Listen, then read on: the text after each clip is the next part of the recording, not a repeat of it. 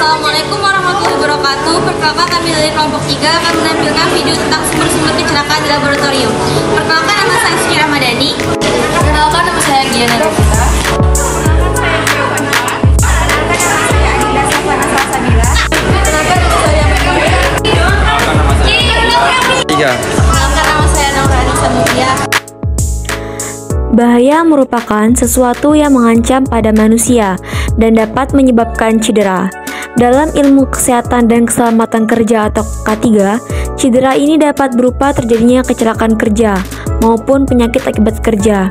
Karena itu, mengenali bahaya dan mengendalikan bahaya menjadi hal yang utama di dalam bekerja di laboratorium. Bekerja di laboratorium tidak boleh bertindak ceroboh dalam memperlakukan dan mempergunakan peralatan dan bahan-bahan yang terdapat di laboratorium. Hal itu bertujuan mengurangi kemungkinan terjadinya kecelakaan di laboratorium. Potensi bahaya yang dapat terjadi pada laboratorium antara lain bahaya kebakaran, keracunan, dan kerusakan alat. Konsep pemahaman terhadap jenis bahaya sangatlah penting. Tanpa mengetahui jenis bahaya, maka tidak akan mampu mengenali bahaya dengan baik. Di laboratorium, jenis bahaya dapat diklasifikasikan menjadi dua. Yang pertama, bahaya yang bersumber dari pelaku kerja, dan bahaya yang bersumber dari lingkungan kerja. Bahaya yang bersumber dari pelaku kerja adalah segala sesuatu tindakan pekerja baik dosen, mahasiswa laboran, maupun peneliti yang menyebabkan kecelakaan kerja dan penyakit akibat kerja.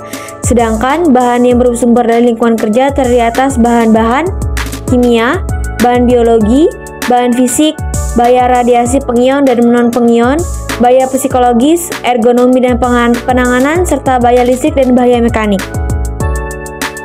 Berikut akan dijelaskan beberapa sumber kecelakaan kerja di laboratorium. Yang pertama adalah faktor psikologis. Tekanan kerja yang tinggi seperti tenggat waktu yang ketat, beban kerja berlebihan, atau hasil eksperimen yang diharapkan dapat meningkatkan stres. Stres ini mengurangi konsentrasi dan meningkatkan risiko kecelakaan yang berakibat kecelakaan.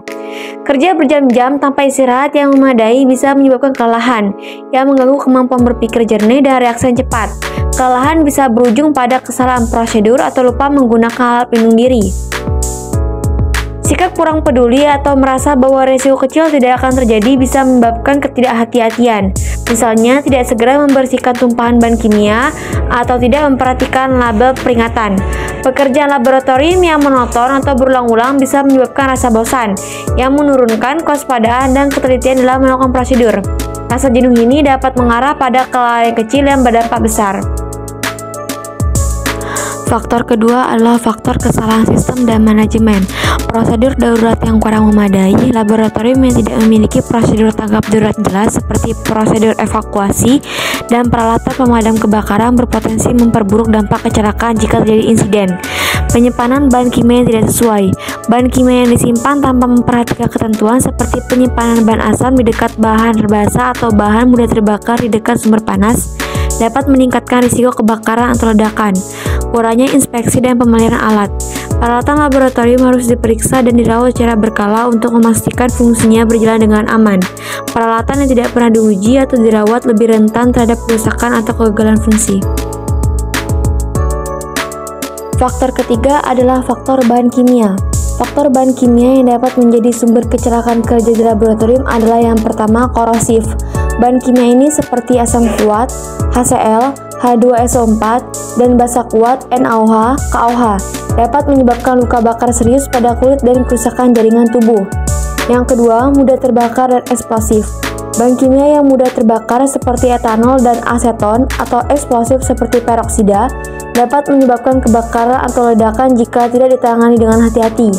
Toksik, bahan beracun seperti cyanida dan merkuri dapat menyebabkan keracunan jika tertelan, terhirup, atau terserap melalui kulit.